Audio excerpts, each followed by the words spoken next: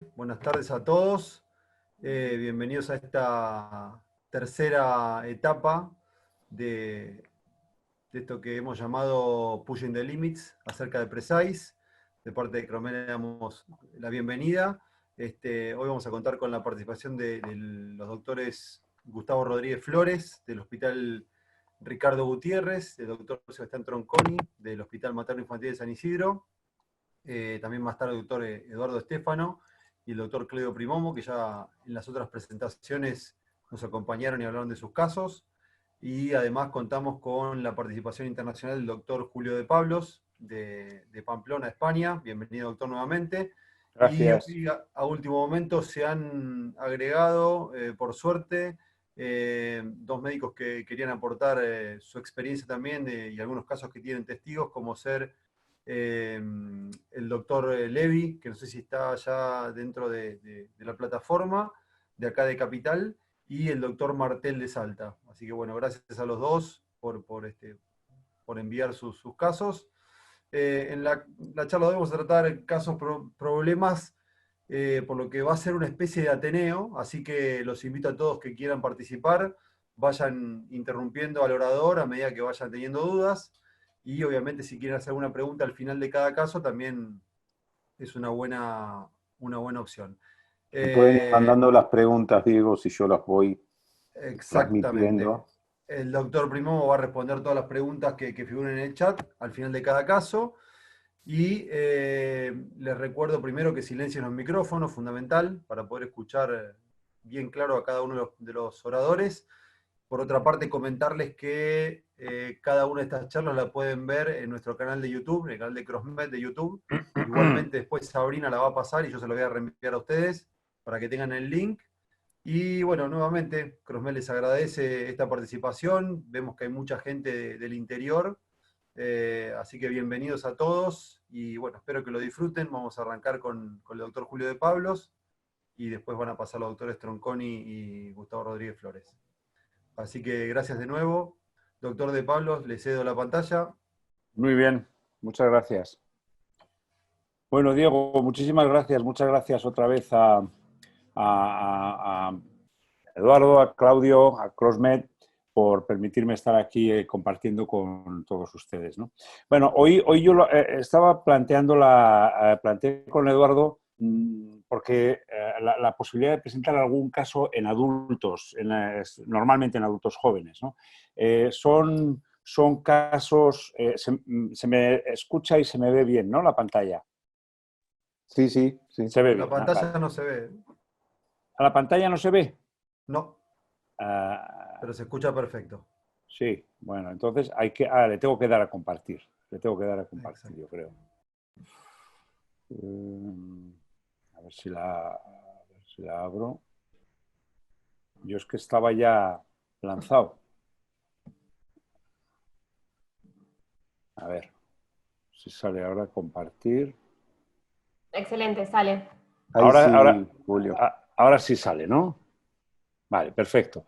Bueno, pues habíamos planteado la posibilidad de presentar algún caso en adulto joven, entre otras cosas porque muchas de las personas que estéis viendo los casos y compartiendo con nosotros, seguramente también hacéis cirugía reconstructiva en algún adulto y entonces, bueno, pues yo creo que merece la pena el hablar un poco de estos casos porque realmente son un poquito diferentes de los casos que podemos ver en pacientes en edad infantil. Bueno, este es el primer caso, el caso de un chico de 28 años que tuvo un trauma gravísimo, tuvo múltiples fracturas, múltiples traumatismos esqueléticos, traumatismo cráneoencefálico muy grave, estuvo un montón de tiempo en coma, etcétera, y tuvo una pérdida de parte de la diáfisis del fémur izquierdo, como veis. Fue tratado con un clavo, se puso un aloinjerto en su momento, pero se reabsorbió todo, se colapsó y al final acabó en esta situación que veis aquí. 10 centímetros, 11 centímetros de discrepancia de extremidades inferiores y esta situación, ya veis parte de las fracturas aquí en los tobillos, en la parte distal de las piernas, ¿no? Como veis, es un paciente relativamente, bueno, más bien obeso, en parte debido a toda la inactividad a la que había sido sometido por su traumatismo. Bueno, esta es una parte de ya un poco porque como ya hemos hablado de cómo se funciona y cómo trabaja el PRESAIS, etcétera, etcétera, pues ya vamos un poquito al grano. Esta es una imagen preoperatoria a la izquierda, como veis con la discrepancia, y ya con la discrepancia corregida a los 80 días. Esto es más o menos el tiempo que tarda también un fijador externo en conseguir la elongación, pero lo que no ocurre con el fijador externo es que el paciente tenga semejante grado de recuperación ya durante el periodo de distracción. Sobre todo en el fémur, como todos sabéis, la rigidez de rodilla que se produce es muy, muy grande normalmente con las técnicas convencionales. Sin embargo, con esta técnica ya veis que ha sido muchísimo más fácil la recuperación, incluso en esta pierna, como veis que es una pierna politraumatizada, ¿no? Bueno, esto es un poco detalle de cómo ha ido yendo la osificación de la zona del regenerado, de la zona de distracción, y ya veis cómo efectivamente en un niño en 80 días seguramente eso estaría ya prácticamente consolidado, pero veis que a los 80 días hemos llegado a 6,5 centímetros de elongación y la distracción se ha hecho muy bien, pero sin embargo parece como que el hueso le cuesta formarse, por supuesto mucho más que en los niños. Bueno, a los 7 meses tenía esta situación y este es uno de los poquísimos casos en los que yo he utilizado teriparatida. En España esto se llama Preotac. No sé si tenéis el mismo fármaco, seguro que el principio activo sí, pero a lo mejor con distinto nombre. Bueno, esto a los 7 meses nos pusimos un poco nerviosos porque, como veis, el clavo, pues hombre, es un clavo grueso. Este es un clavo creo de 10,5, no recuerdo bien, pero es un clavo con un diámetro importante, pero aún así con la obesidad del chico, el peso que tenía y las ganas que tenía de cargar, estábamos ya nerviosos y le aplicamos teriparatida y ya veis que 2 meses después había hecho bastante hueso. Unos meses después ya el hueso era mucho más importante y ya nos animamos a quitar el clavo. Me imagino que más de uno estaréis pensando lo que ocurrió, ¿no? Que al cabo de un mes después de haber quitado el clavo se fracturó. Nosotros hemos visto con bifosfonatos y con todo este tipo de medicaciones estimuladoras de la osteogénesis que sí que se forma hueso en general, sí que responde el hueso, pero el hueso no es el mejor hueso. Ya veis que ese tipo de fracturas seguro que la habéis visto y se parece mucho a las fracturas que se ven con los difosfonatos, que son más que una fractura, es como una grieta, ¿no? Esto nos obligó a colocar un nuevo clavo, pero ya con la consolidación, con la elongación ya conseguida. La verdad es que no se perdió prácticamente nada de elongación y entonces, bueno, pues pudimos más o menos continuar el tratamiento. Bueno, esto es una imagen así un poco seriada de lo que era la situación preoperatoria y la situación a los 24 meses ya con una buena consolidación. Ya le hemos quitado el segundo clavo, que era un clavo convencional, que le tuvimos que poner para tratar la fractura. Y esta es la situación pre y postoperatoria. Os voy a enseñar, porque es muy importante no solo ver la radiografía, sino también es muy importante ver cómo camina el paciente. Obviamente eso es nuestro objetivo, que el paciente camine con la mayor normalidad posible. Bueno, y veis que es un caso muy cortito, pero que tiene unas enseñanzas. Incluso en los adultos la recuperación de la función es muy buena con el PRESAIS, ni comparación con las recuperaciones que veíamos con las técnicas convencionales de alargamientos óseos. Una cosa importante, el grosor de las partes blandas. El clavo funciona incluso en situaciones así. La verdad es que no es la mejor situación y uno siempre tiene miedo, pero si al paciente le dices que aplique con fuerza el electroimán sobre la zona, sobre la pierna, sobre el muslo, en la zona donde está el imán dentro del clavo, pues la verdad es que funciona. No hemos tenido absolutamente ningún problema y ya veis que es un paciente realmente con un muslo realmente importante de volumen, ¿no? La osteogénesis en adultos siempre hay que tener en cuenta, avisarle al paciente y a la familia que la osteogénesis no va a ser la misma que en un niño y que a lo mejor es necesario algún tipo de técnica coadyuvante. Yo no he puesto nunca injertos óseos en la distracción con el Precise en adultos, pero nunca estás exento de poder necesitarlo y siempre hay que decírselo al paciente. También hay que tener en cuenta que muchos de estos casos de adultos, al contrario que los niños, son huesos postraumáticos y muchas veces predañados, no solo por la fractura y el traumatismo, sino por previas cirugías que pueden poner en peligro a estos pacientes, a la consolidación de estos pacientes. Otra de las cosas que yo siempre digo, y además me parece que es importantísimo, es que el paciente, si es fumador, deje de fumar. Y si no deja de fumar, cuestionar muy seriamente el iniciar el tratamiento, porque podemos tener importantes problemas de consolidación y como se rompa el clavo, ese sí que es un problema importante. Yo la verdad es que todavía no he tenido ninguno. Y finalmente, otra enseñanza de este caso, la precaución, tener mucha precaución con la teriparatida, porque si bien parece formar hueso, yo lo he utilizado en muy pocos casos, no más de 5 o 6, pero la verdad es que funciona en los casos que son un poco desesperados, a mí me parece que funciona, pero forma un hueso que yo creo que no es normal y hay que tener cuidado porque es un hueso particularmente frágil. Yo creo que esto es el primer caso que quería mostraros. Sí. Julio, voy haciéndote preguntas que Sí, me pregunta el panel. correcto. En cuanto a la droga, es una hormona. Sí, sí.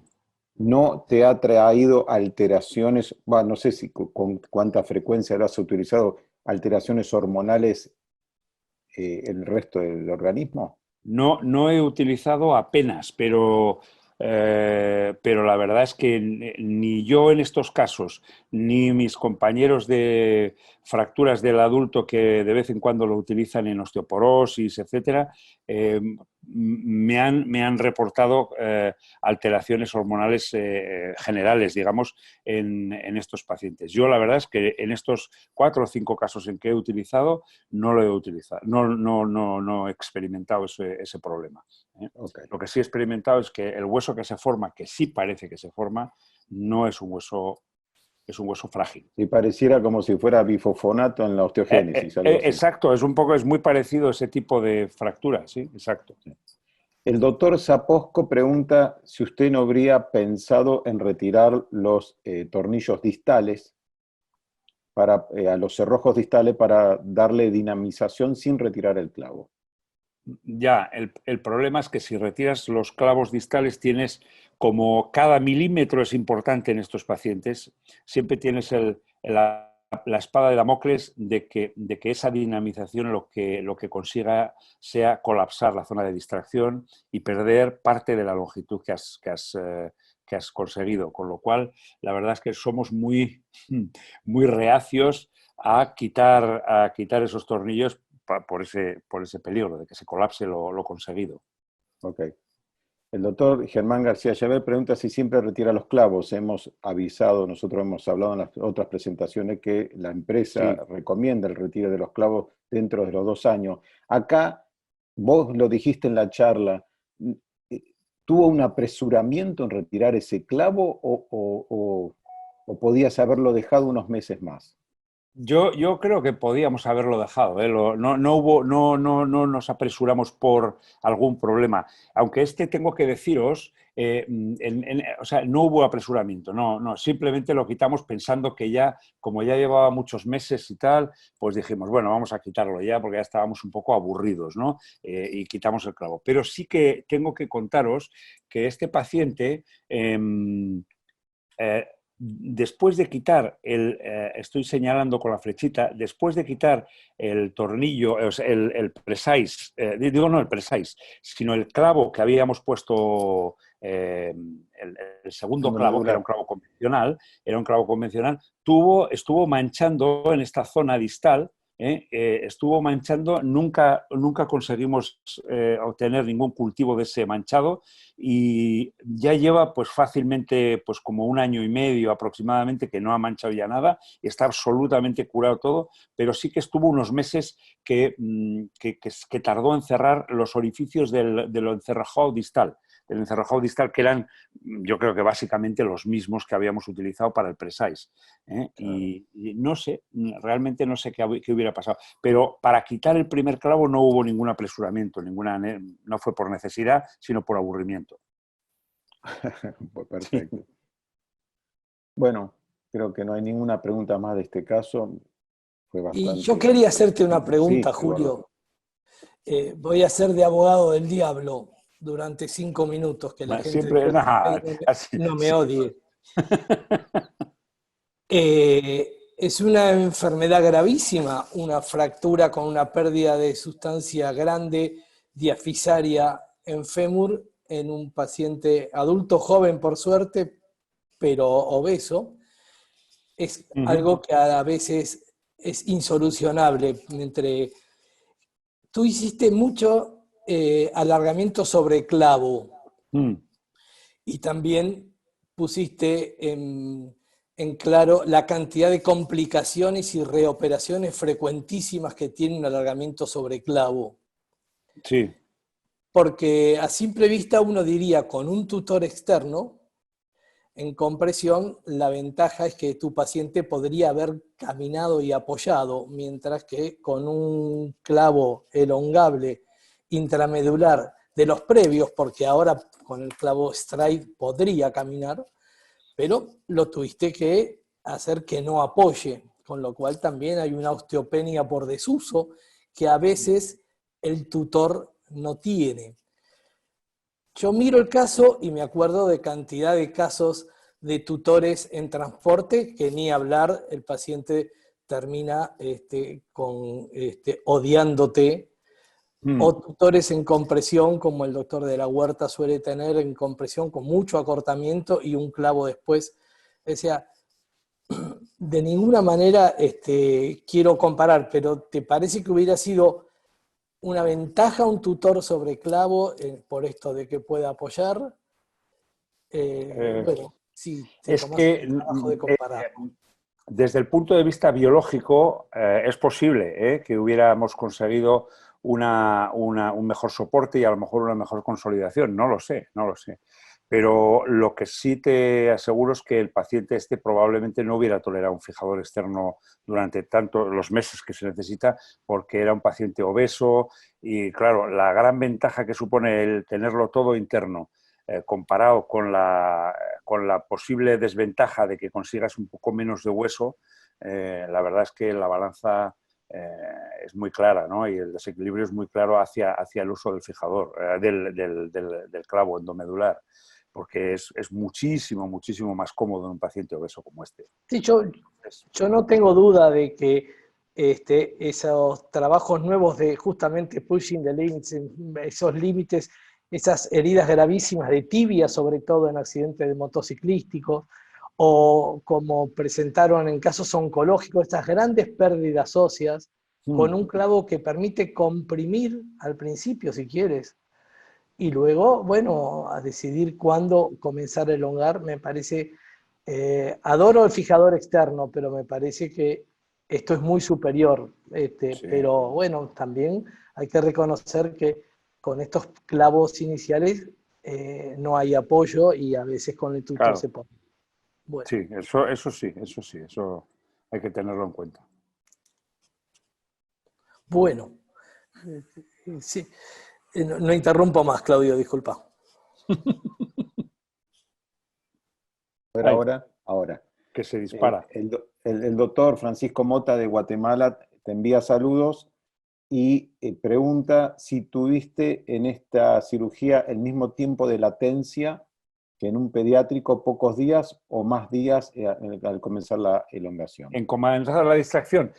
Yo siempre en los pacientes pediátricos utilizo prácticamente nada, como hablábamos el otro día, y sobre todo si los pacientes son displásicos y tal. Si es congénito sí que espero unos 5 o 7 días, y en los pacientes adultos esperamos yo creo que unos 10 días o por ahí, pero vamos, prácticamente es entre 7 y 15 días como mucho esperar a empezar la distracción, prácticamente en todos los pacientes. No hay mucha diferencia. Ok. Bueno, podemos pasar al siguiente caso.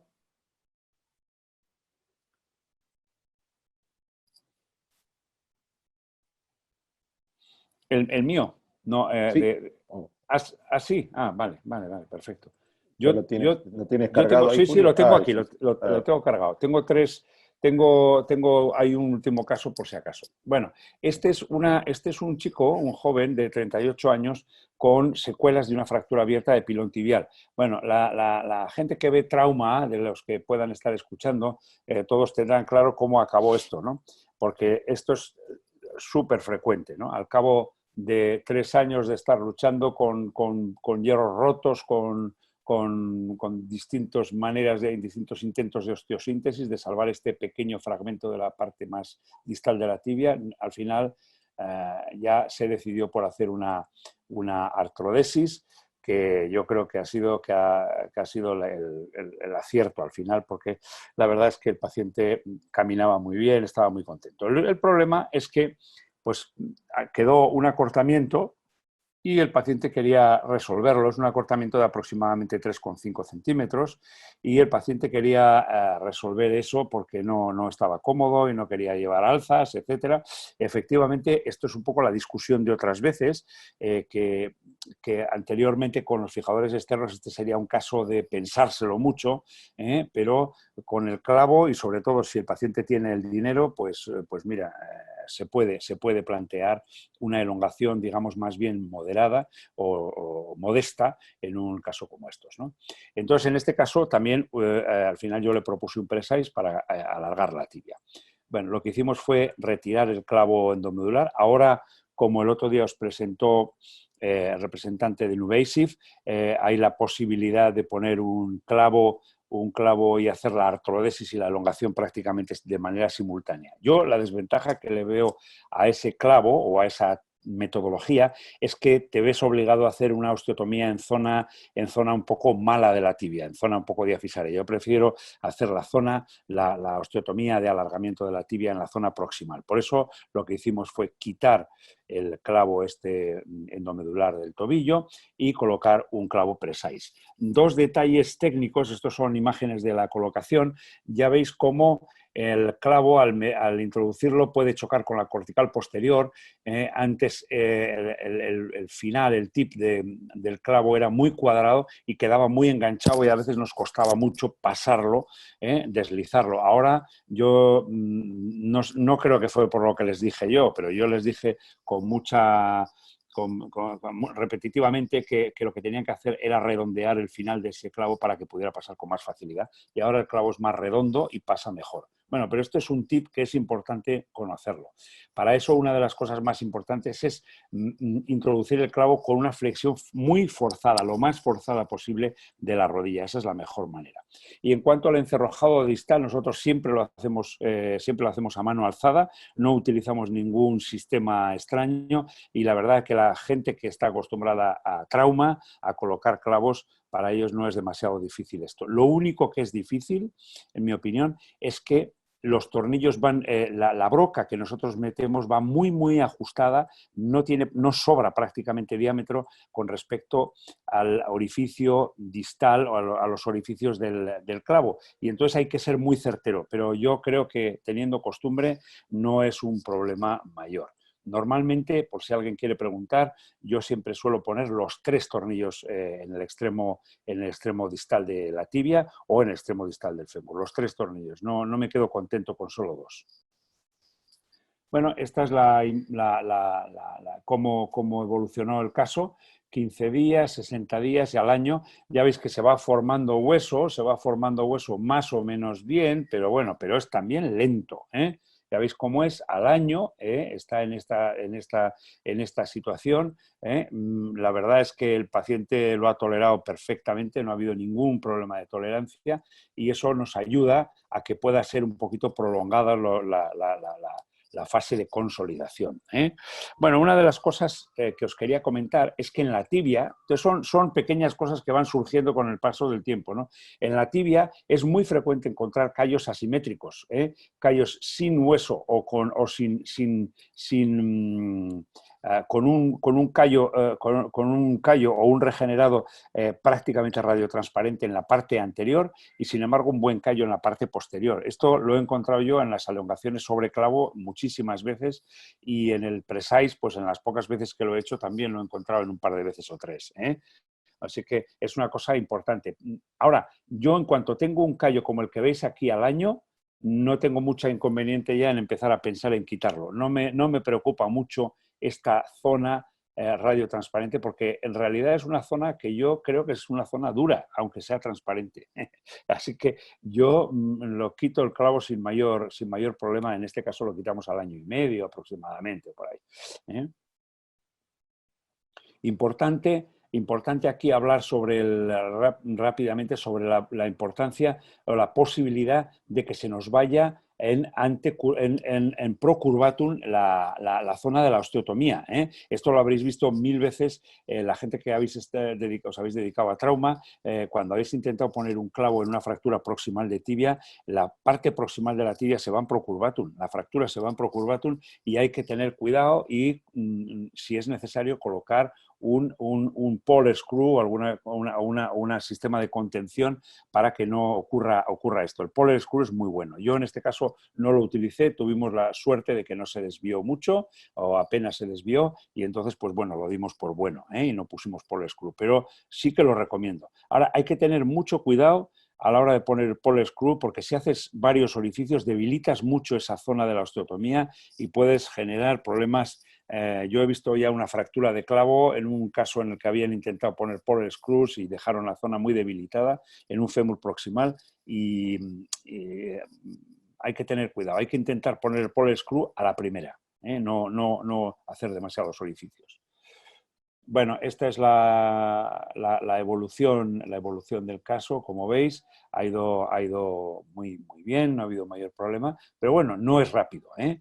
Otra cosa, la velocidad de distracción no es de 1 milímetro al día. En las tibias normalmente suele ser, en vez de 3 incrementos de 0,33, utilizamos 2 incrementos de 0,33, con lo cual son casi 0,7 milímetros al día, ¿eh?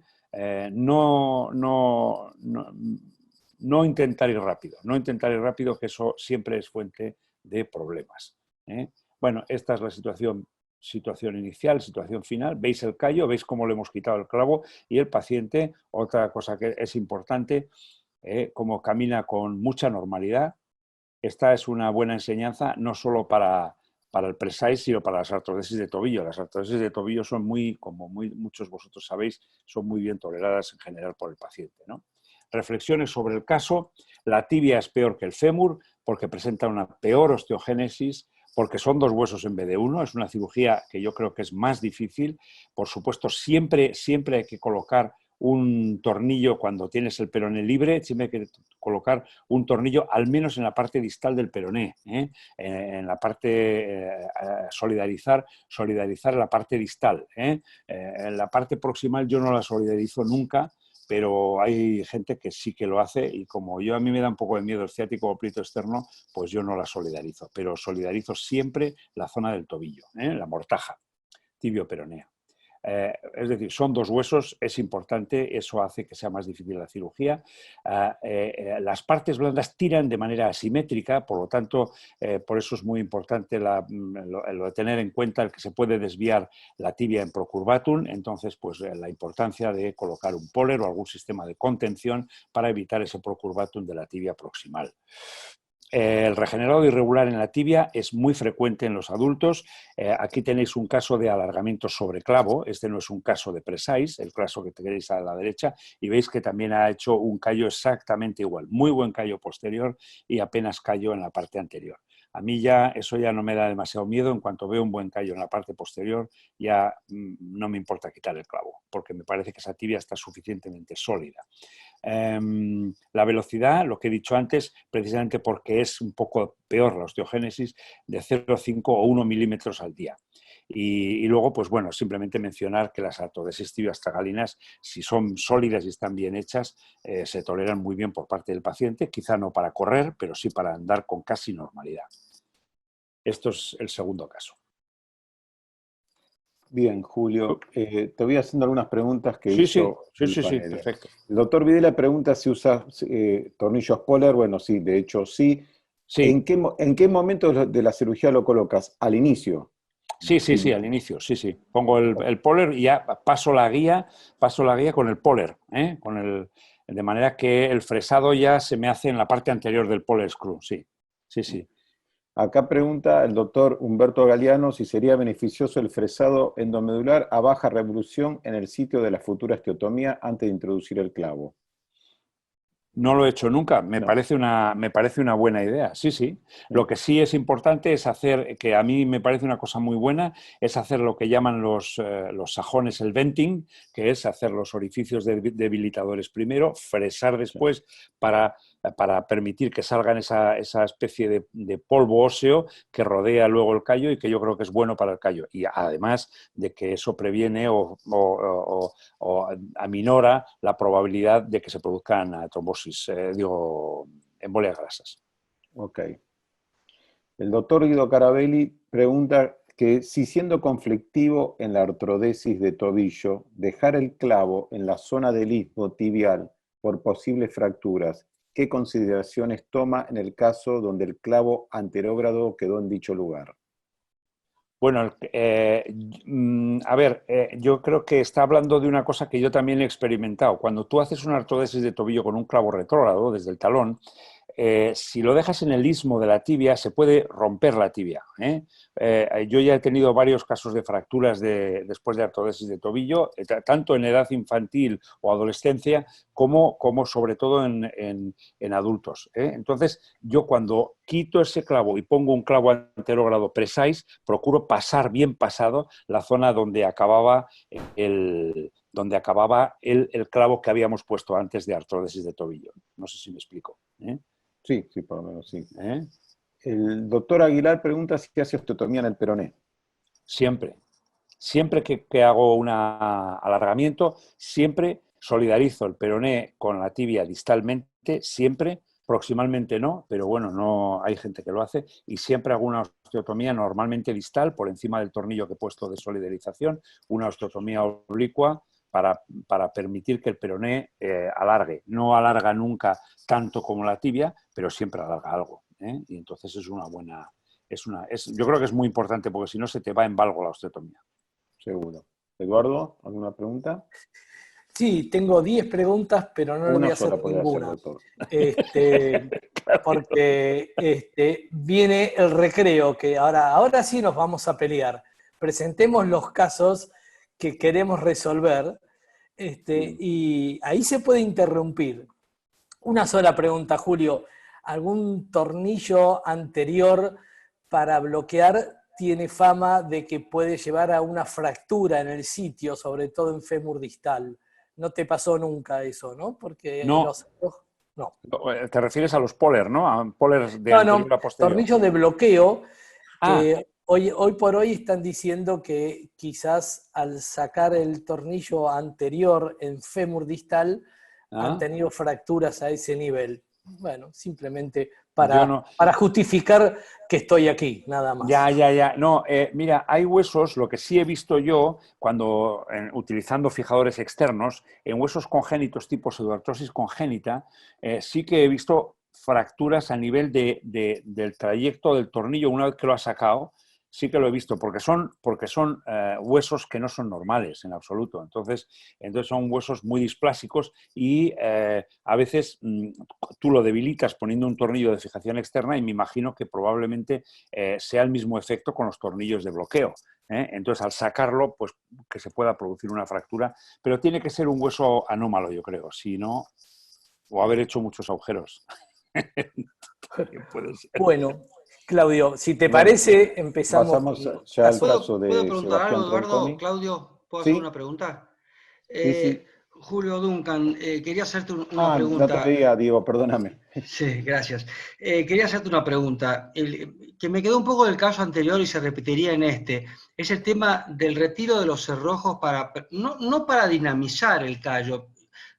Tú dijiste que El problema es perder milímetros tan preciados, sobre todo cuando uno tiene elongaciones tan Eso importantes que hacer no querés perder ni medio milímetro. Pero cuando es. ya hay un callo que ya nos empieza a gustar, en ese caso sabemos que no va a haber compresión. Ahí no convendría retirar los cerrojos, por ejemplo, para evitar no mejoraría ese gap que tiene la cortical anterior si le diéramos un tiempo de dinamización.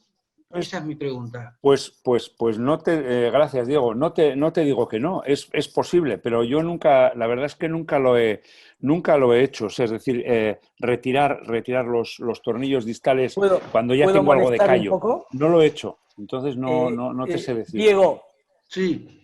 hay que tener en cuenta que con el tornillo Precise podés ponerlo en compresión, es decir, en mucha más dinamización, simplemente dándole el control remoto externo en el sentido inverso.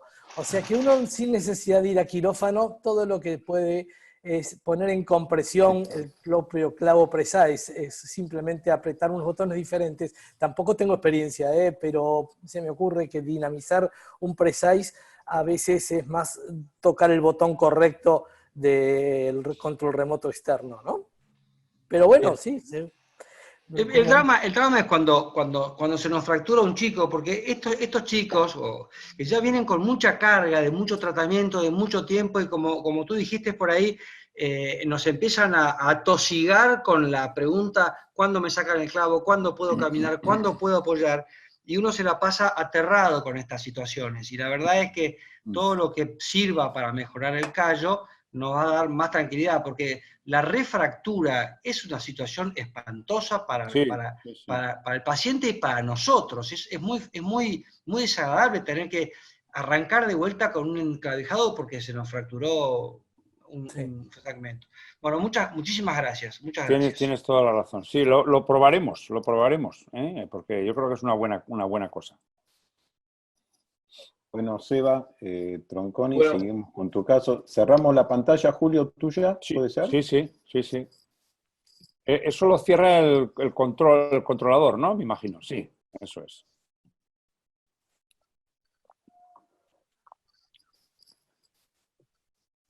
¿Ahí se ve? Perfecto. Sí, doctor, sus minutos en el aire. Gracias. Bueno, voy rapidito, así todos podemos presentar. Soy el doctor Tronconi del Hospital Materno Infantil de San Isidro. Este paciente no nació en nuestro hospital, pero fue derivado por una meningococemia neonatal, donde hizo falla renal, estuvo séptico en muy mal estado general. Por suerte salvó su vida, pero tuvo una afectación séptica en todas las fisis del cuerpo, inclusive en la temporomaxilar, que lo que hace que hoy está en tratamiento también por maxilofacial. Y siguió en tratamiento en nuestro hospital. Después se fue con 2 médicos del servicio que están en la Clínica Independencia, y ahora volvió por esta cuestión de que está comunicado con nosotros, y vuelve a los 14 años de esta forma, con dolor lumbar, dolor en la rodilla más que nada a la izquierda, y bueno, les muestro un poquito las radiografías. Fíjense ahí, se ve las tibias que están bastante bien, bastante simétricas.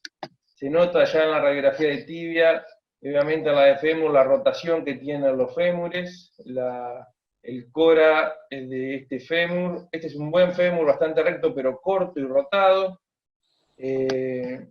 El paciente tiene una postura bastante, a ver, estas son las caderas, pero anecdótico, se ve el defecto de cierre bajo de la columna. Paso a las radiografías más importantes. Fíjense la dismetría, este espinograma es con el paciente parado, donde se ve una distancia muy importante entre una cresta y la otra, y entre un techo acetabular y el otro, donde se ve perfecto ahí el defecto de cierre bajo de la columna, que calculamos que ese deseje, ese desbalance también produce un poco el dolor. Tiene una resonancia magnética en la columna baja, donde no hay malformaciones asociadas, pero seguramente esto está sufriendo bastante que produce el dolor de este paciente. Continúo rápido, después lo discutimos, como quedamos con el doctor Stefano. la propuesta quirúrgica que nosotros vimos en este paciente, un poco con la llegada del clavo Precise, en el fémur derecho una osteotomía en cora directamente, un clavo endomedular rígido acerrojado de titanio, anterógrado porque nosotros estábamos más cancheros, nos resulta más fácil ponerlo anterógrado, corrigiendo la angulación en un solo tiempo, y un poco la rotación, si es que la tiene, eso lo podemos medir intraoperatorio. Y en el fémur izquierdo una osteotomía, según cálculo preoperatorio, colocación del clavo endomedular de elongación magnética, Precise en este caso, anterógrado, con corrección de la rotación femoral, que nos parecía que era la mayor deformidad que tenía este fémur. A modo de volar un poco, porque aparte es un paciente que nos tienen que aprobar el clavo, y eso en Argentina es un poco difícil, saben los problemas que tenemos un poquito con la economía. También vi una segunda opción. Este paciente, si ustedes ven en las radiografías, tiene los fémures en proporcionalmente más cortos que la tibia, y quizás sería una opción 2 clavos de elongación y en un segundo tiempo, como si fuese en el fémur derecho un sleeping nail, terminar de elongar los 2 fémures y dejar una proporción en el fémur, de los 2 fémures con relación a las tibias. No sé si es muy necesario, pero lo vi como una opción, como un poco para volar un poco con la indicación de este paciente. Y creo que un poco lo daría la dinámica que tenga el paciente una vez corregida la discrepancia de los miembros. Poné las placas de vuelta, Seba, por favor. Así. ¿Esas? Exacto. Seba, Perfecto. preguntas cortitas para el público. ¿Edad actual? Sí. Eso es. ¿Edad actual? Sí. 14 años. 14 años. La discrepancia es puramente del fémur. Es mayoritariamente del fémur, sí. Bien, acá te muestro una placa de las tibias, comparativo de las tibias, donde las tibias están bastante, o aparentan estar bastante bien. ¿Rodillas estables? La rodilla es estable, tiene una subluxación de la rótula en la izquierda que le está produciendo dolor ya hace un par de años. Ok. Pero la parte ligamentaria de la rodilla está bien. ¿Qué talla tiene el chico? ¿Es muy bajito o...?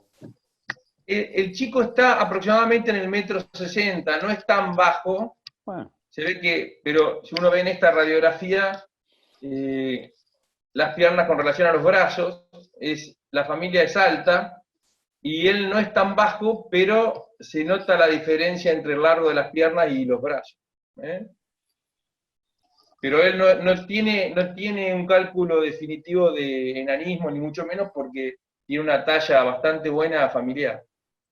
La deformidad que se ve en la rodilla izquierda, ese abultamiento, es la patela que tiene ¿está subluxada interna o está subluxada externa? Está subluxada interna por la rotación del fémur, acompañando el fémur. No conseguí las tomografías con los cortes, pero más que subluxada, o sea, está un poco subluxada, pero lo que más tiene es la rotación de los cóndilos femorales a internos. Vale. ¿Cuánto es la discrepancia actual? Ahora está en unos 4 centímetros.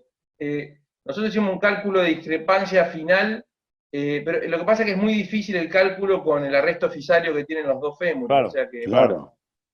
Pero con unos 4 centímetros de elongación yo creo que llegaríamos a tener un balance mucho mejor en este chico. Claudio, ¿puedo hacer una propuesta? Sí, por supuesto.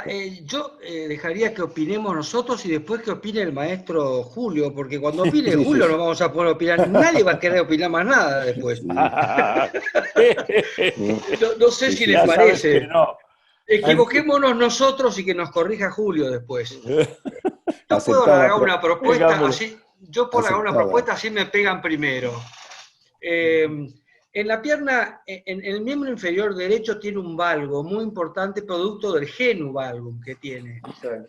Tiene un valgo, yo no llego a leer ahí el ángulo de inclinación, pero tiene un valgo importante. Pero además tiene un valgo distal de fémur muy importante.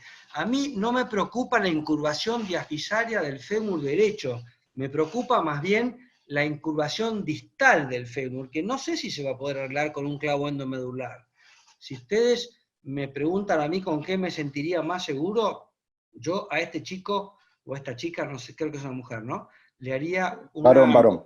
Es un varón. Yo le haría una osteotomía supracondilia varizante del fémur derecho para alinear perfectamente el fémur derecho, probablemente con un clavo placa o con un clavo placa y tornillos. No me animaría a usar un endomedular, para dejar ese miembro totalmente alineado, porque si no esa cadera se va a terminar subluxando con ese valgo y aducción que tiene. O tal vez hacer una combinación de un clavo endomedular para corregir ese pequeño valgo diafisario con una osteotomía supracondilia de la que creo que no se debería salvar. Y en el miembro inferior izquierdo, estoy de acuerdo en una elongación, pero lo que tiene es una rotación interna de ese fémur muy importante, que cuando la corrijan, le va a quedar el pie en rotación externa.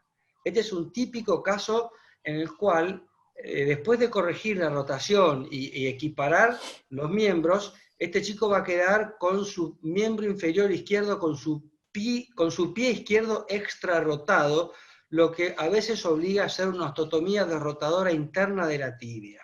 Poné la foto clínica, Seba, por fin. Hasta ahí mi análisis. Ahora, Julio, me puedes pegar tranquilo. No, estoy tremendamente de acuerdo.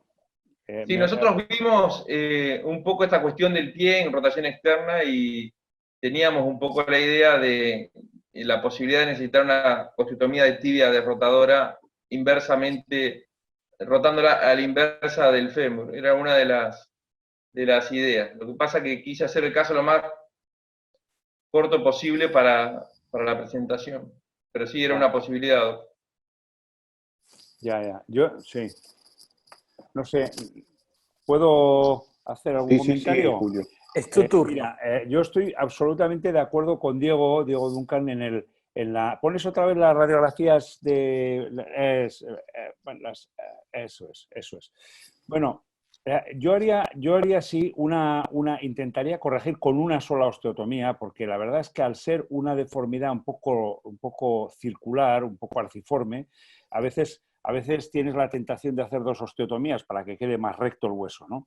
Pero bueno, yo intentaría con una sola osteotomía corregir ese fémur distal, y probablemente con la altura que tiene el chico a lo mejor no me volvería loco en conseguir más longitud. O sea, lo que había comentado antes Sebastián al principio, de a lo mejor hacer una elongación de ambos sitios. Yo no me volvería muy loco con eso. O sea, una osteotomía distal. El método de fijación, me parece muy bien utilizar placas, y yo he utilizado placas, pero yo soy muy proclive a utilizar clavos endomedulares. Me gustan mucho más, no sé por qué, la verdad. Yo creo que es que la fijación central me gusta más, pero en este caso, al ser una osteotomía distal, yo creo que vamos a controlar mucho mejor los fragmentos y sobre todo vamos a conseguir mantener mucho mejor la corrección con un clavo o con algo que sea distal, no proximal, porque si lo metes proximal es mucho más difícil conseguir una buena corrección. Yo creo que la mejor corrección se consigue, sobre todo con clavo, si lo hace retrógrado, en un caso como este, que es una deformidad claramente distal.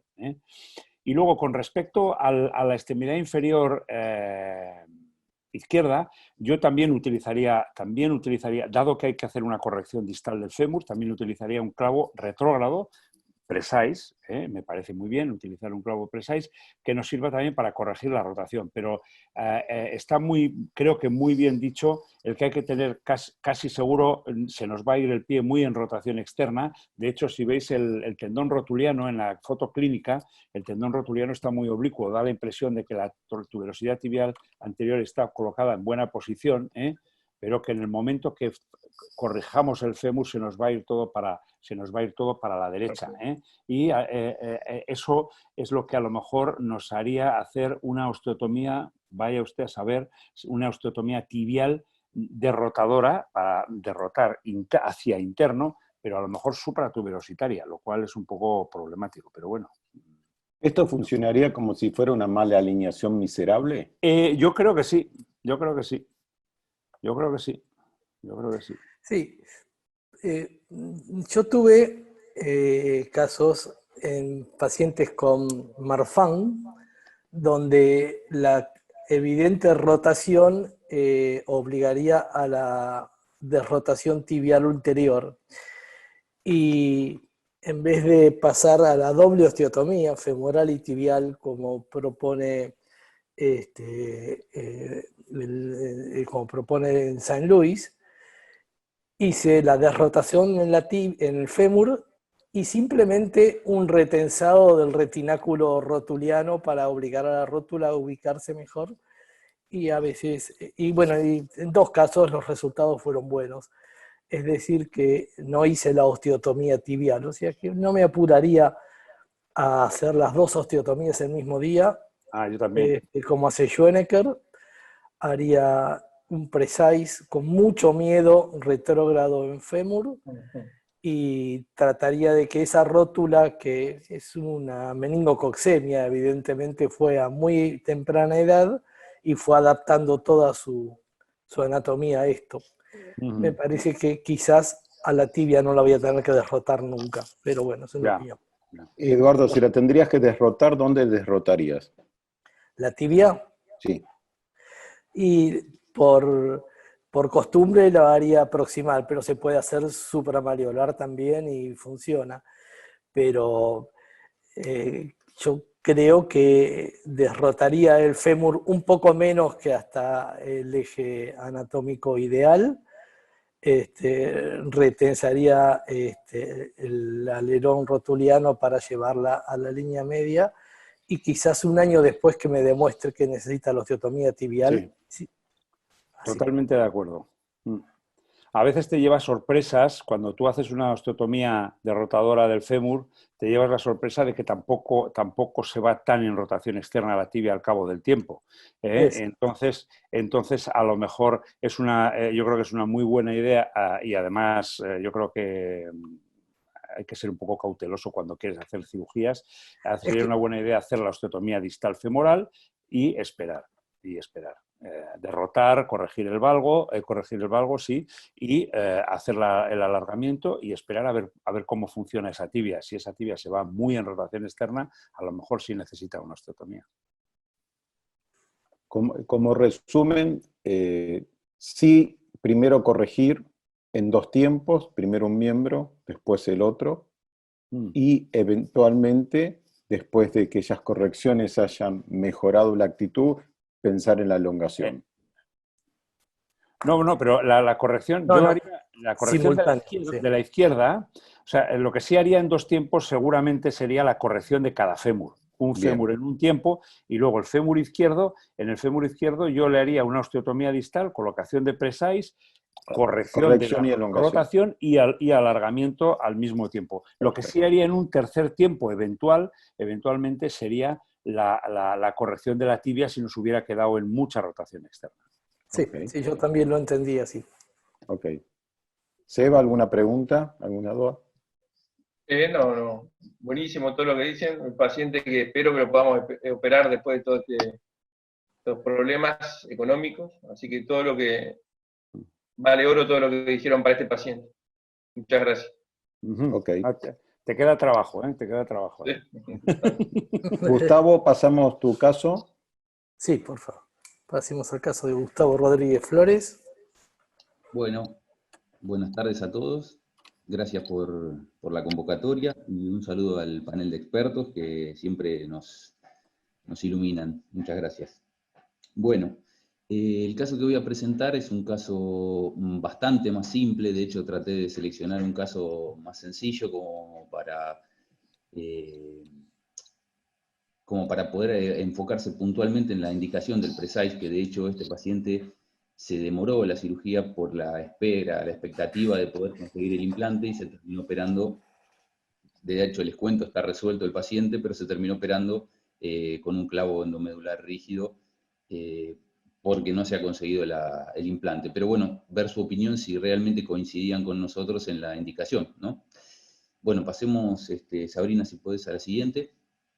Es un paciente que no tiene comorbilidades, es una hemimelia de peroné tipo 2, sin ninguna otra comorbilidad. Ahora vamos a ver la radiografía panorámica, donde se ve, pasemos a la siguiente. Bueno, un poquito los antecedentes. El paciente, como toda hemimelia de peroné, recibió varias cirugías durante su infancia, una primera cirugía de realineación, centralización del retropié y liberación de la brida peronea. Luego a los 2 años una cirugía de elongación con un fijador monolateral. No sé si coincidirán, pero por ahí originalmente hacíamos este tipo de elongaciones con fijadores monolaterales, y van a ver la deformidad secular que quedó, que es bastante habitual. No sé si alguno tuvo la experiencia de usarlo en esta patología, pero es frecuente. Esa deformación en antecurvatum y ligero valgo es frecuente. Probablemente hoy en día lo hubiésemos elongado con un fijador circular. Bueno, y una tercera cirugía a los 7 años, con otros 5 centímetros de discrepancia, con una elongación con un monolateral de 2 cabezales, bueno, por una cayotasis convencional.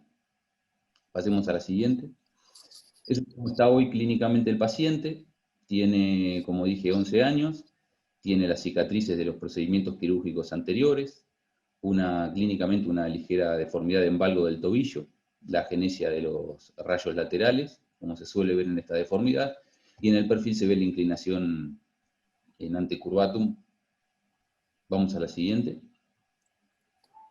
Bueno, esta es la clínica de frente del paciente. Vamos a la siguiente. La radiografía panorámica es de una anterior,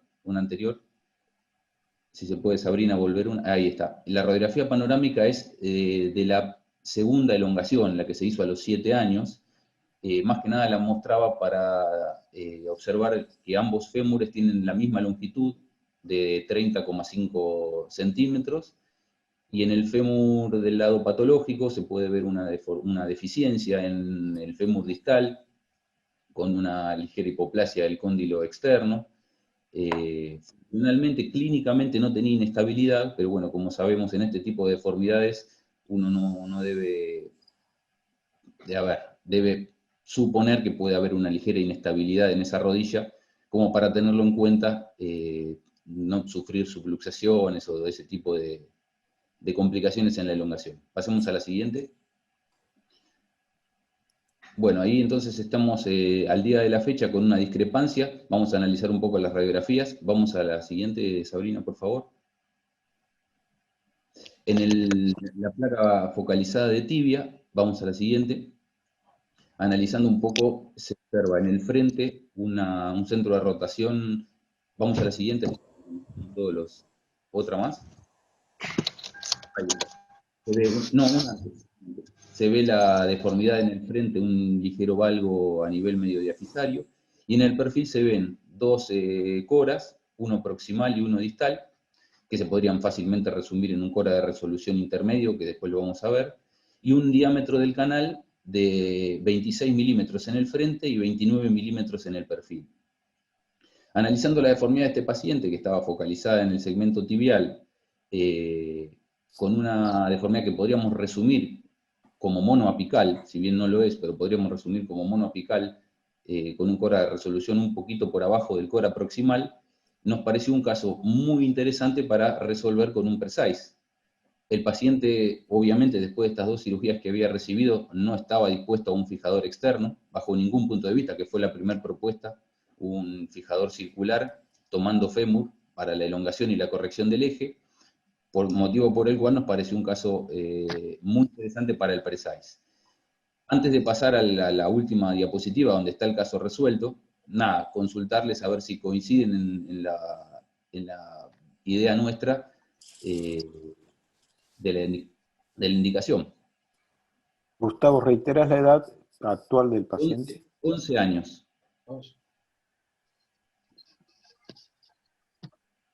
Si quieren, Sabrina, si querés andar a la siguiente, ahí está el planteo, digamos, de la... Ah, bueno, perdón, tiene una discrepancia tibial de 35 milímetros. Lo manejaba perfectamente, el motivo de consulta más que la discrepancia fue la deformidad que presentaba el niño, porque se manejaba muy bien con el suplemento. Vamos a la siguiente. Bueno, un poquito les quería mostrar esto antes de entablar el debate, porque, digamos, lo mismo que se hizo con el clavo, en este caso fue un clavo de húmero de 8 milímetros, era hacerlo con un precise, con la opción de darle esa longitud que le estaba faltando. Bueno, ahora sí me gustaría por ahí escuchar la opinión de los expertos. Pongamos la radiografía prequirúrgica de tibia, esa, ahí. La anterior no tiene el agregado de las mediciones, si quieren. Si no, Está bien, a mí... Yo pregunto para iniciar debate. 11 años, fisis abiertos, ¿tiene indicación de colocar un precise? El tema, Claudio, está muy bien la pregunta, era que el paciente no estaba dispuesto a un fijador externo. No estaba dispuesto bajo ningún punto de vista, prefería continuar con la deformidad. Y estaba realmente incómodo con ese deseje que presentaba. Hay opciones, desde luego. La mía no significa que haya sido la correcta, pero bueno, es la que elegimos con el paciente. Obviamente, al día de hoy, por suerte, está conforme.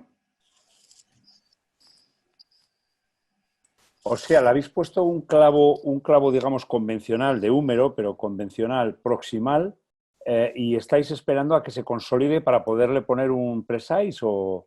No, la idea original era corregir la deformidad Eso con un es. precise. El tema es que, bueno, Julio, como usted sabrá, en nuestro país tenemos algunas dificultades con la importación y se demoró la cirugía 3, 4 meses para tratar de ver si esto se aceitaba. Obviamente ahora con la cuarentena fue imposible y va a ser por un tiempo probablemente imposible. Entonces se resolvió por el implante que disponemos, que es un clavo rígido. Pero la idea era, en vez de utilizar el clavo rígido, colocarle un clavo magnético. Ya. Bueno, ¿el tobillo os parece un tobillo útil? No del todo, es un tobillo con bastante limitación mecánica.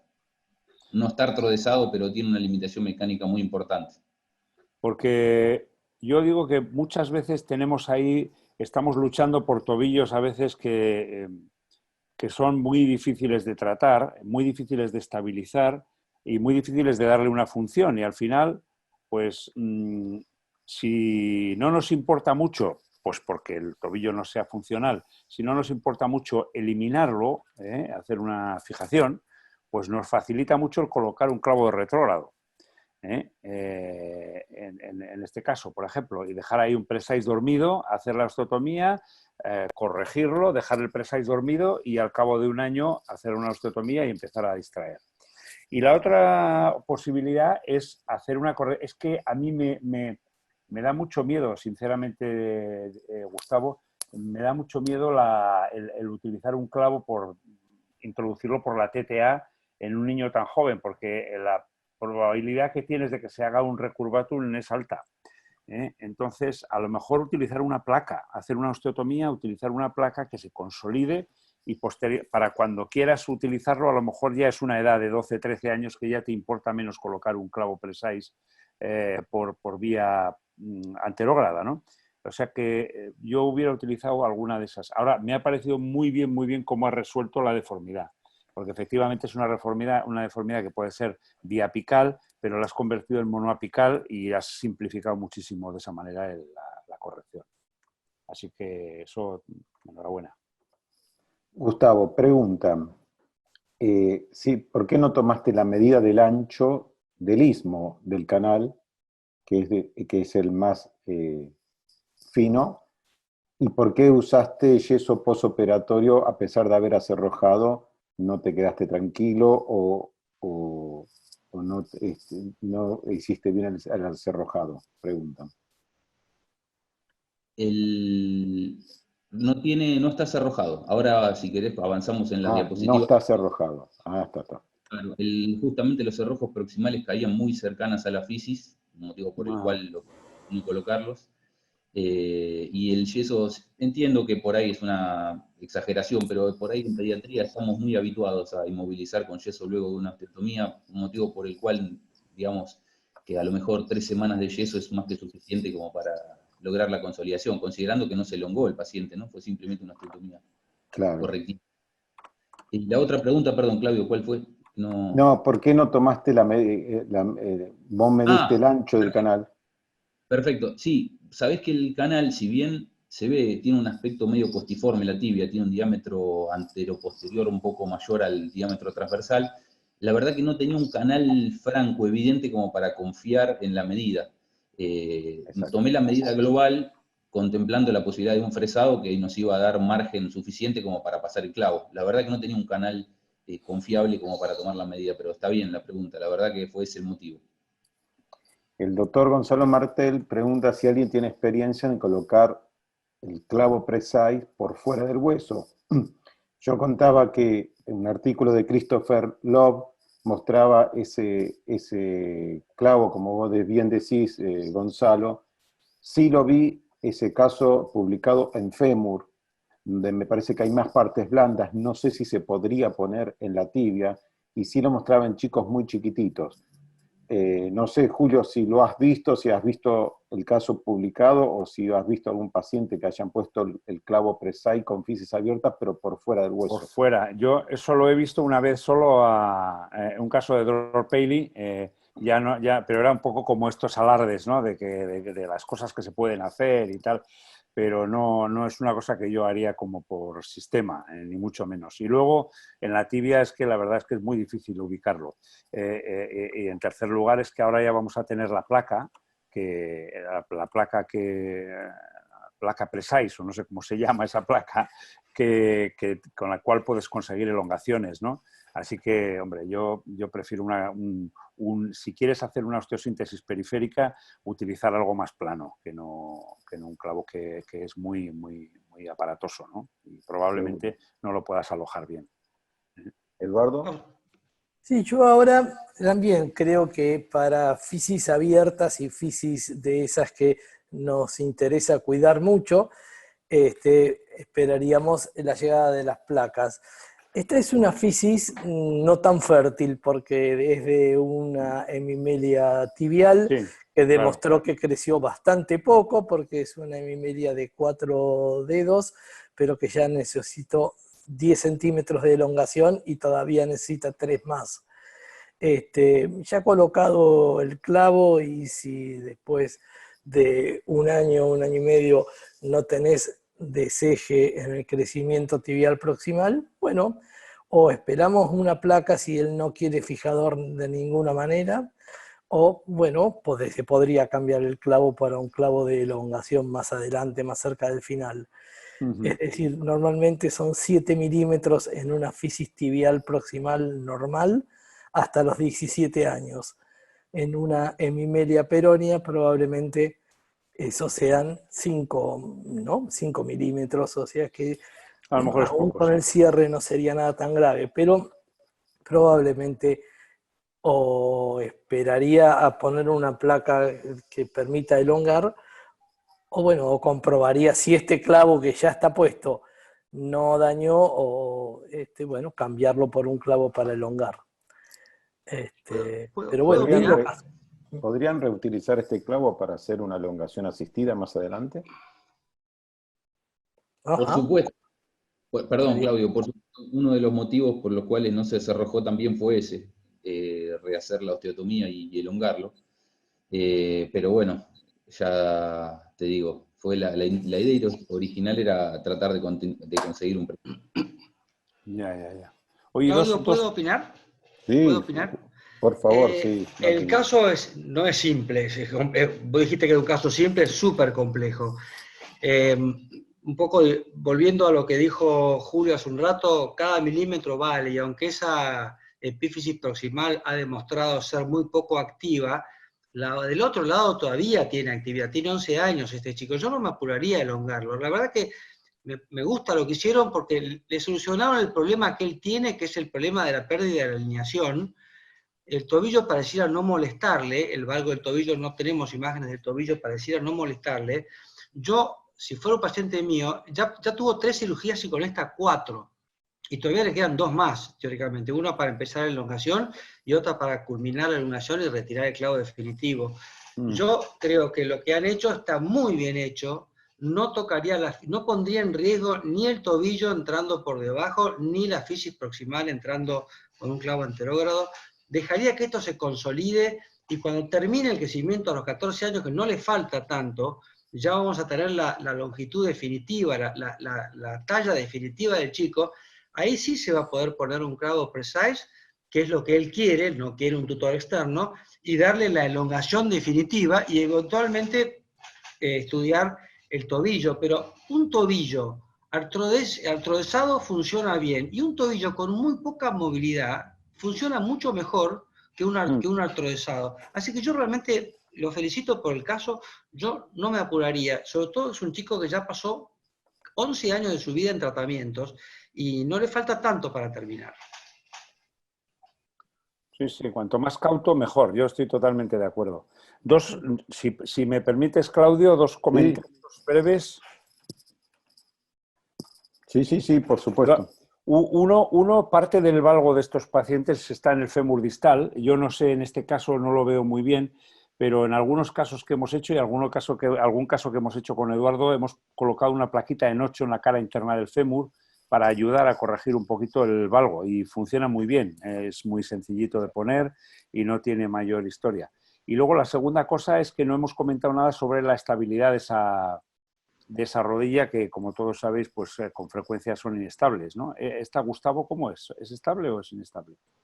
Sí, algo había mencionado al momento de la presentación. Ah, pues me lo he perdido, perdona. No, está perfecto. Clínicamente es estable, pero como en este caso no abordamos un procedimiento de elongación, no hubo tanto problema. Pero sí, desde luego que si uno quiere elongar puede encontrarse con una dificultad ahí, desde luego. No, y aclarar otra cosa, por ahí le ha pasado a alguno acá, sobre todo en Argentina, por ahí uno, viendo tanta bibliografía sobre el Precise, ofrece al paciente la opción del tratamiento y después se vuelve un poquito esclavo de la indicación inicial. Digo, ¿por qué lo digo? Porque a veces uno por ahí al paciente le dice, mire que vamos a esperar un poquito, que uno está esperando esta tecnología nueva que está por llegar, y pasa el tiempo, la patología hay que resolverla y el clavo no está. Claro. Uno termina un poco esclavo y termina por ahí haciendo una indicación que tal vez si uno no tuviera esta tecnología no la haría. Digo porque por ahí, como decía Claudio Primomo, el clavo puede llegar a lesionar la fisis anterior, la parte, digamos, anterior de la fisis proximal, pero bueno, estas dificultades nos están pasando en la indicación de consultorio. No sé si algún otro tuvo esta experiencia. Sí, indudable, sí.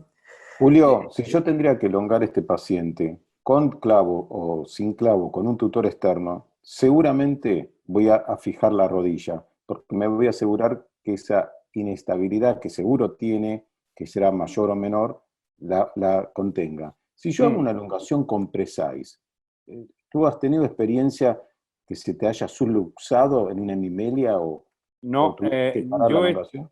No, Claudio. Yo he hecho hasta ahora con Precise, creo que 3, muy poquitas, 3.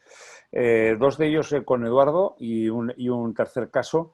Y en los 3 casos lo que hemos hecho ha sido mantener durante la elongación la tibia, la rodilla, perdón, en extensión completa, con una férula de extensión y sin hacer gimnasia de flexión y extensión.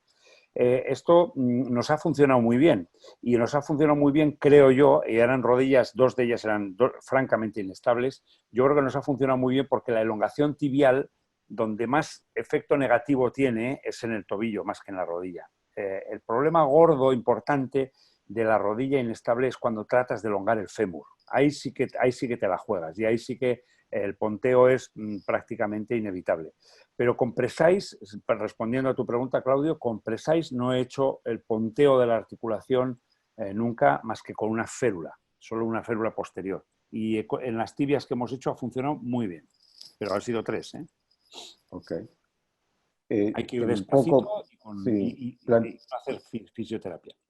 Planteando un poco esto, el doctor Misiones dice, considerando la llegada del Precise, ¿habría que reconsiderar este tipo de pacientes, no plantear la elongación en la infancia y solo reconstruir el tobillo y el eje tibial y al final del crecimiento usar el Precise? Y a mi juicio, sí, porque es inminente la llegada de placas de elongación. Si fuera que no tuviéramos ese futuro cercano, no creo que estos pacientes quisieran usar suplementos de más de 6 o 7 centímetros sin hacer una corrección. O sea que indudable que podríamos esperar hasta que el alargamiento pueda ser más o menos seguro para la fisis, pero por esa expectativa de de la placa, si no, me parece que los papás no aceptarían fácil esperar hasta los 16 años o 15 para compensar una discrepancia. Me parece que van a pedir Sí, la algo placa más. te daría un tratamiento intermedio. Claro. Y luego lo que te daría la placa, en el caso de que funcione bien, que eso también hay que verlo, lo que te da la placa es la posibilidad de hacer alargamientos pequeños fraccionados, que eso es la Claro. grandísima ventaja de todas estas cosas de pacientes que van a tener grandes dismetrías cuando lleguen la edad de la madurez, ¿no? Si tienes la posibilidad de hacer elongaciones fraccionadas, como puede ocurrir en la acondroplasia, yo creo que va a mejorar muchísimo, muchísimo el tratamiento de estos pacientes. Y para eso, tener algo interno colocado, durmiente, es una maravilla. Pero el clavo yo no sé si se puede colocar a los 6 años de edad, más bien no. Okay. Bueno, Okay. había un caso más de Gonzalo Martelo de alguien, o presentamos, si quieren, un caso yo tengo el rápido caso de mío y Eduardo, nos si lo vamos. encuentro, de Eduardo Levi, si lo puedo encontrar, si lo puedo pasar. Gonzalo, ¿vos tenés un caso? Yo tengo, Claudio, ¿Lo tenés ahí, Edu? y creo que sí, lo terminé de armar recién. Dale. Perdón. Yo te colaboro porque conozco al paciente, dale. Ya tengo una foto también. ¿Cómo hago para compartir la pantalla? Al verde. La compu abierta donde dice compartir pantalla.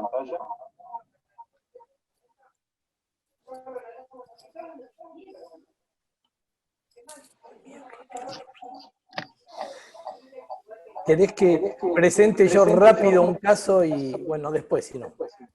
Yo tengo un caso de 3 minutos o 4 para pelear. ¿Podés, Eduardo? Sí. ¿Qué tengo que hacer, se supone? Espera. A ver si te lo puedo... Fíjese en tu pantalla, al lado donde dice chat, un icono que dice compartir pantalla o screen, y desde ahí tiene que compartirlo. ¿Das para autorización para compartir, Sabri, vos? Ahí. Sí, ya lo tiene.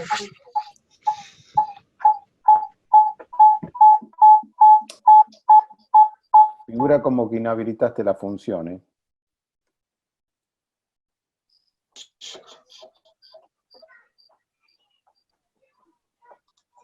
¿Me podés autorizar a mí, Sabri? A ver si lo puedo abrir yo.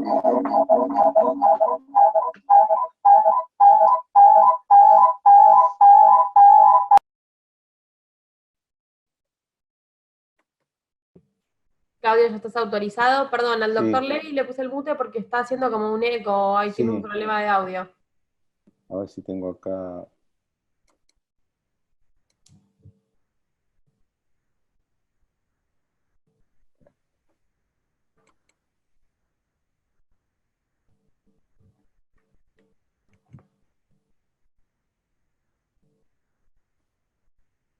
Este es el paciente, Eduardo. ¿Podés?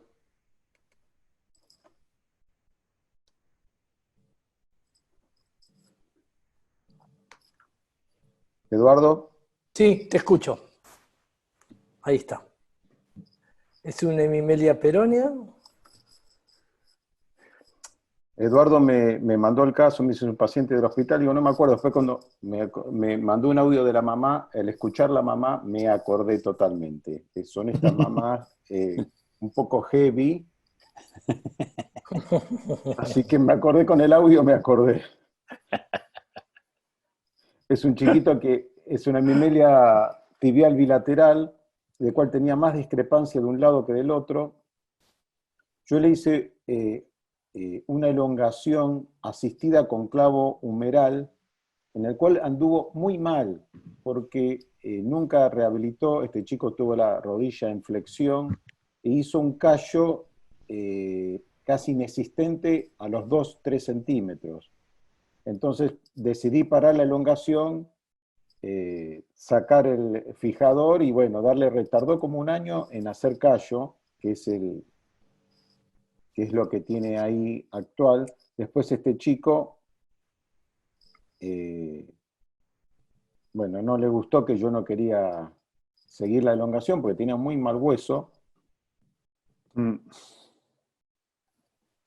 Después me cuenta Eduardo que ellos son de azul, le sacaron el clavo porque parecía que tenía uno de los cerrojos, alguna secreción, y está sin clavo, y ahora les muestro las placas actuales.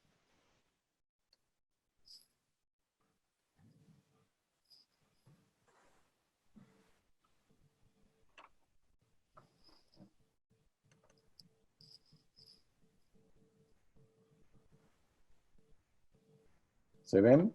Sí. Sí. Sí, sí. Está con unos 6 centímetros de discrepancia.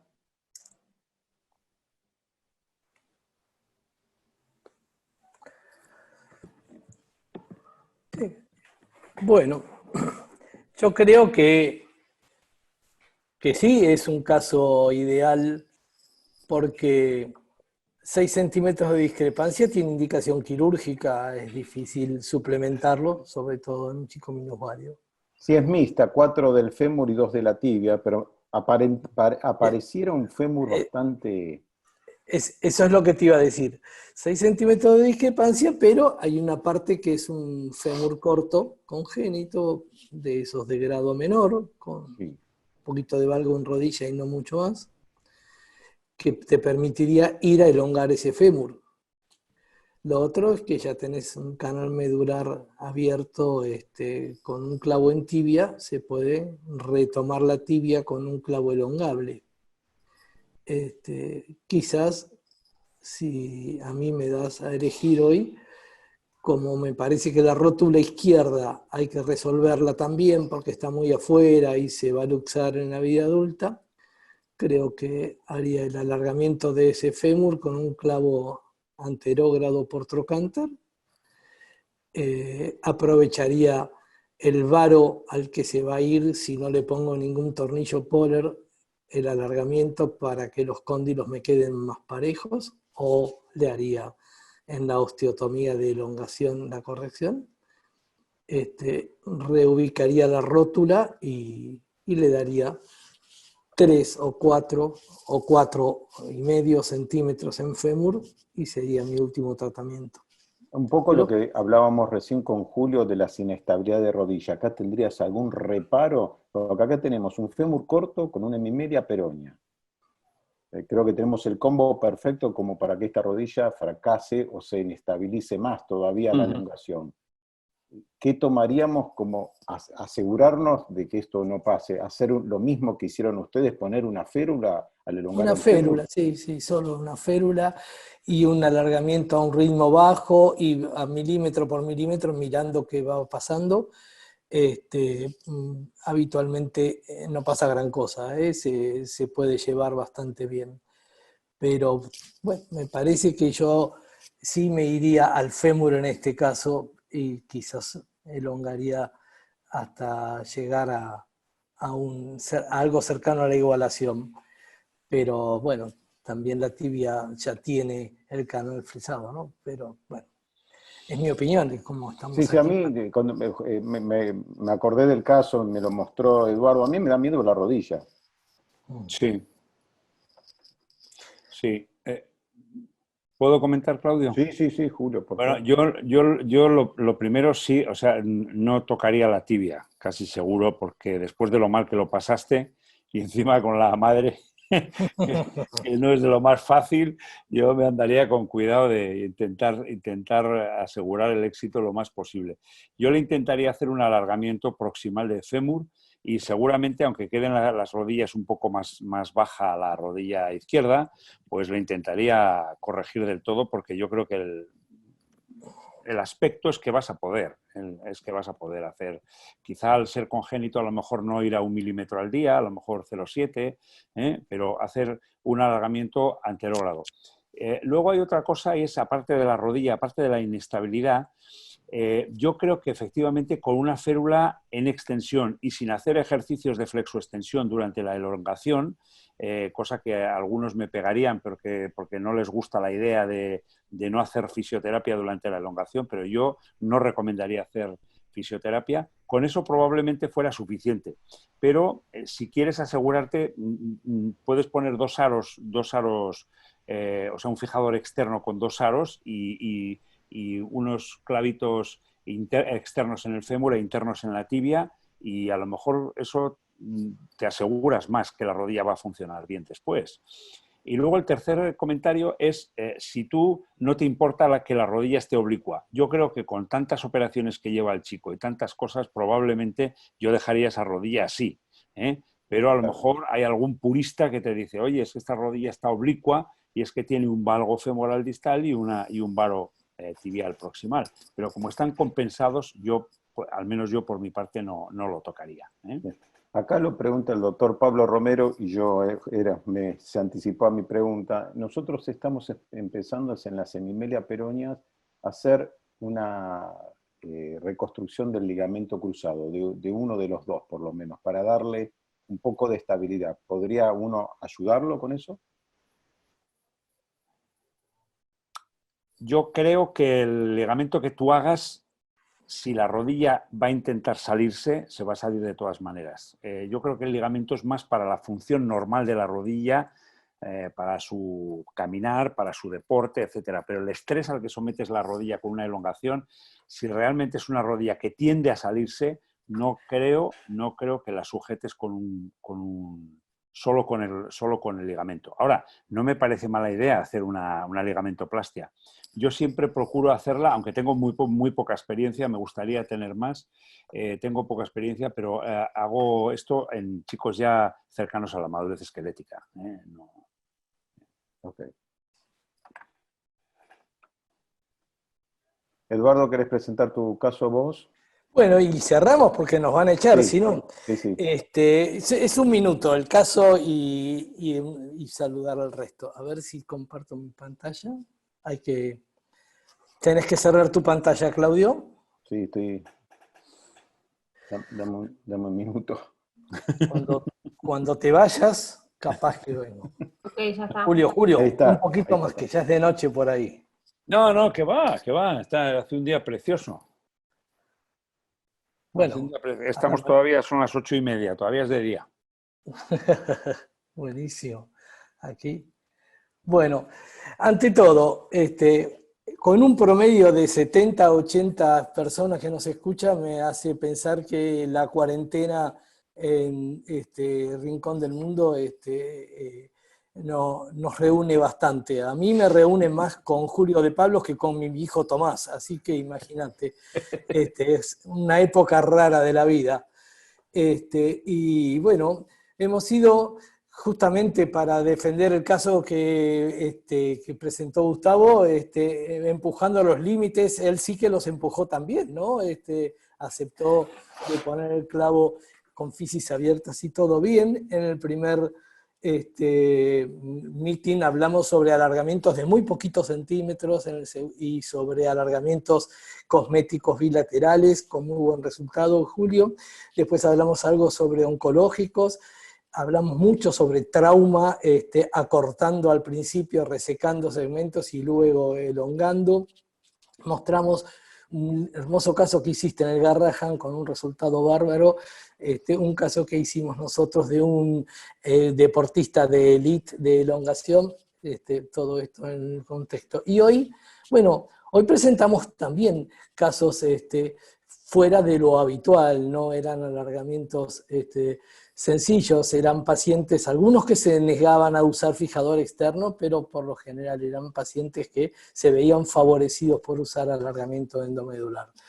Y voy a presentar rapidísimo a la velocidad del rayo un caso que es un varón de 35 años, con una monoparesia, parecía una secuela de una poliomielitis, tenía un pie equino rígido. Yo lo conozco a los 35 años, no hago más que reconstrucciones en adultos y sino ortopedia pediátrica exclusivamente.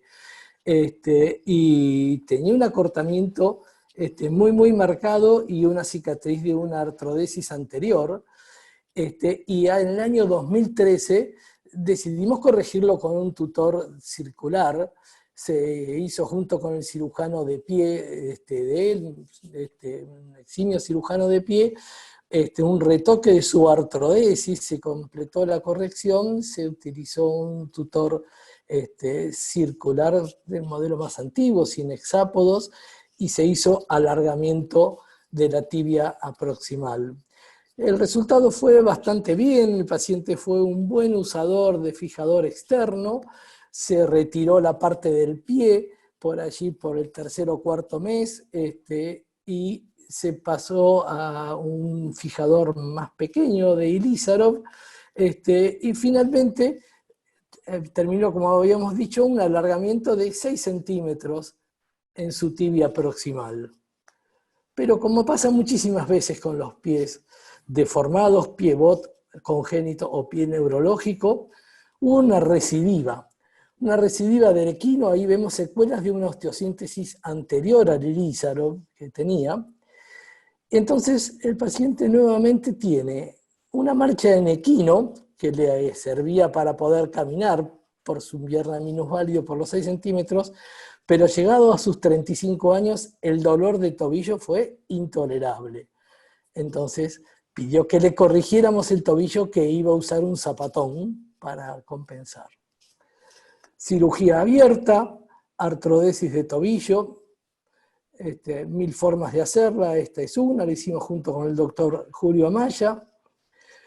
El resultado, bueno, el apoyo 100%, pero se encontró con una publicación, es periodista él, donde dice que el alargamiento intramedular magnético es posible, y él, por supuesto, no quiere volver a ver un fijador externo jamás en su vida.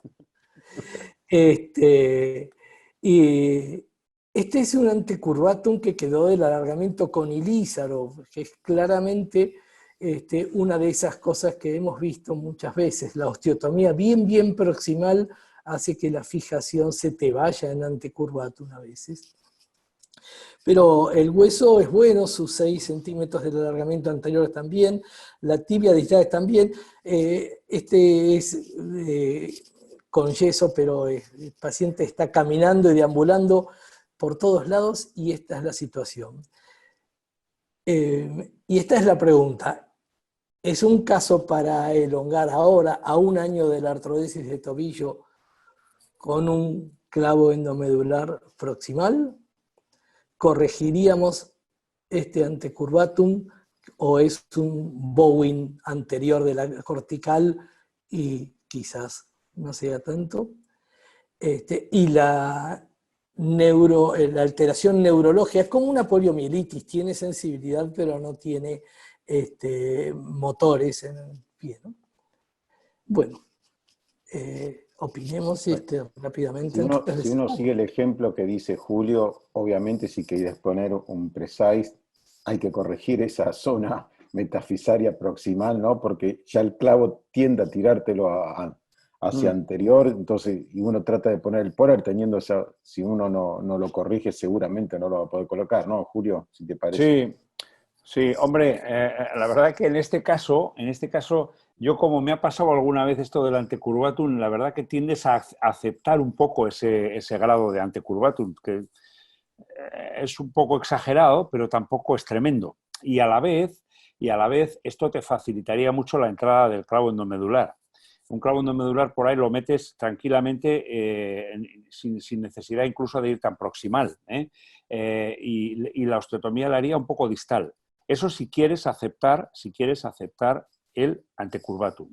Si no, lo que puedes hacer es hacer una osteotomía en cuña, porque si lo haces en agudo puedes dañar el ciático oblíqueo externo. Para hacer una corrección aguda, colocar una plaquita, colocar el fijador, el clavo precise, y hacer una osteotomía un poco más distal. Yo le haría una osteotomía, como tienes una buena zona como metafisaria ahí, como a 10 centímetros de la articulación, yo le haría ahí la osteotomía. Pero todo depende de si quieres, de si aceptas o no aceptas el antecurvatum que tienes. Si no lo quieres aceptar, una osteotomía de corrección, cerrarla con una placa y hacer una osteotomía de alargamiento un poco más distal. Nosotros consultamos con la gente del Sinai Hospital, es decir, con el equipo de John Hessenberg, y él proponía más o menos este montaje. ¿No? Es decir, entrar bien por aquí y darle, sí, la corrección como tú dijiste. A mí me pareció demasiado, pero bueno. Y usar un clavo de entre 24 y 33 milímetros de largo, ¿no? Pero bueno. ¿Usar la misma osteotomía para elongar?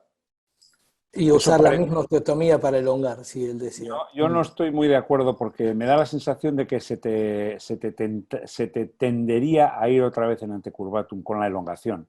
Porque no solo es el momento de poner el clavo, también es durante la distracción, hay mucha tensión posterior. Y entonces es posible que vuelvas a tener otra vez el antecurvatum.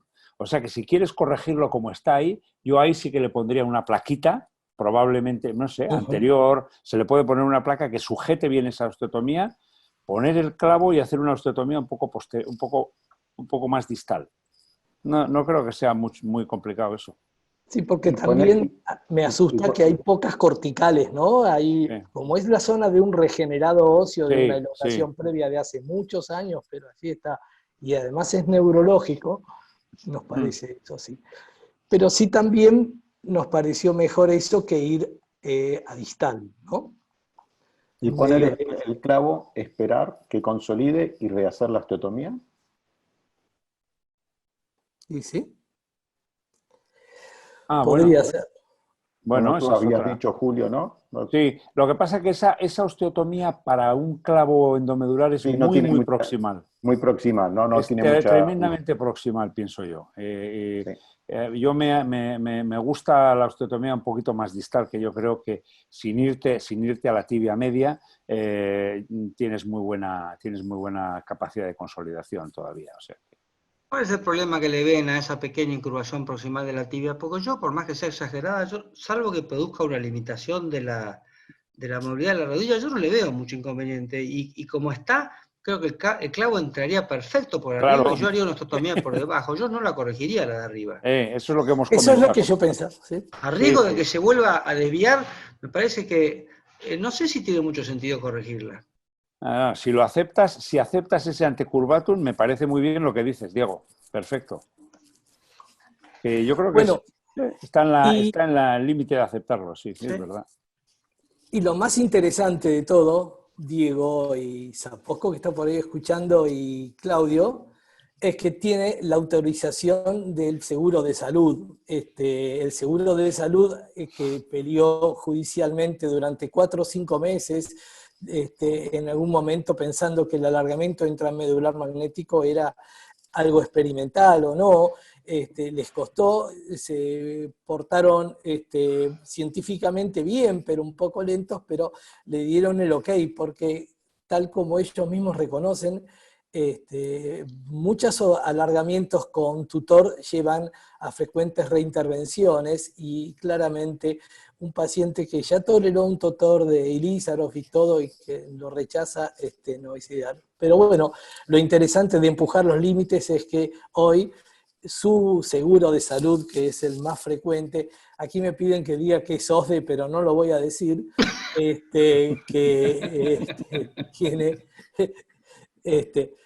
tiene la aceptación y el ok de que este instrumento costoso puede ser realizado. Y bueno, volvamos a qué aprendimos en la cuarentena. Entre todas las cosas que aprendimos en la cuarentena es que hay un momento de enorme felicidad y es cuando un meeting de Zoom termina. Todos nos ponemos felicísimos. Pero bueno, más felices creo si es que nos fue más o menos bien, porque es un nuevo estrés esto, ¿no? De que la máquina nos exige, la familia está haciendo otra cosa, pedir silencio, armarlo, bueno, pero yo me sentí muy anacrónico, muy desubicado hoy, tratando de pensar en el meeting cuando la realidad es que en Argentina el número de casos está aumentando mucho y mi hospital de niños está bastante conmocionado en estos días, pero bueno, es una realidad del médico, ¿no? Que se reparte entre las cosas nuevas, el brillo científico y la urgencia emergente. Desde ya, Claudio, no tengo palabras para agradecerte y te pido a vos que cierres como un colaborador todo esto, y a Julio, bueno, ni hablar, ¿no? Los líos que te meto, ¿sí? No, la verdad que ha sido un honor estar con vos, Edu, con Julio, a los chicos de Crosme, Diego y Sabri que se han estado ahí empujando para que todo salga lo mejor posible. La colaboración de todos los colegas de estos 3 días, la verdad que ha sido muy bueno. Ojalá que cada tanto podamos hacerlo y esto termina siendo una reunión de amigos que a veces nos ayuda a solucionar problemas. Así que bueno, le doy las gracias en nombre de todos y bueno, será la próxima.